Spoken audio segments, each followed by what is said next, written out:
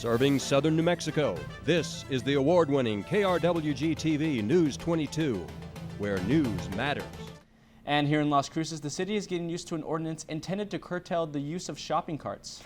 That's right, Diego. Unhoused people use the carts to transport all their worldly goods. So the city passed an ordinance to address the theft of shopping carts. News 22, Griego has more on the story. I don't know. Did you want some more? Las Cruces resident Renee Nicholas's house burned down 5 years ago. And since then, she's been living on the streets. You guys ran over her lunch and everything. During this time, she's used shopping carts to move her belongings. But now, she's worried about getting a fine. I think it's kind of difficult, unless they're helping us move around. If that's the only way we have, capability to move around and move our stuff from, because they're always asking us to move spots. So we have to just have something to take our stuff in, and it's hard if we don't have the carts. So. How much?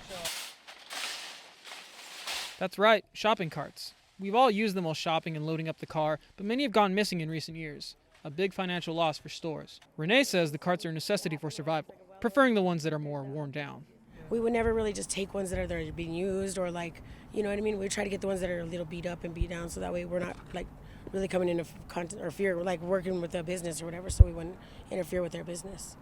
In October, the city of Las Cruces passed new ordinances that targets shopping cart theft. A fine of up to $500 for those caught with carts. Those responsible could also face 6 months of jail time or alternative sentencing such as community service, substance abuse counseling, or mental health treatment. We really don't have money. We don't really have what it takes to live life, so we don't really have what it takes to give a $500 fine, And even though having one of these carts could now result in a stiff fine or even a one-way ticket to some jail time, there are still at least a couple places in Las Cruces with a sympathetic ear and a willingness to help those that need it the most.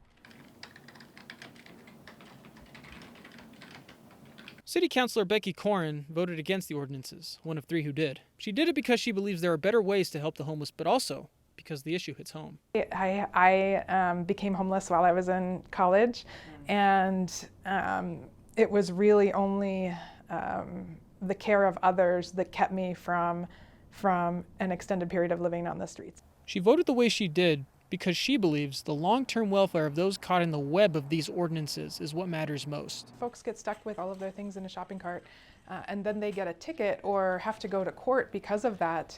That decreases their ability to get a house later. But as the ordinances become the new normal, Councilor Corrin has a message to those that simply want the homeless out of sight and out of mind.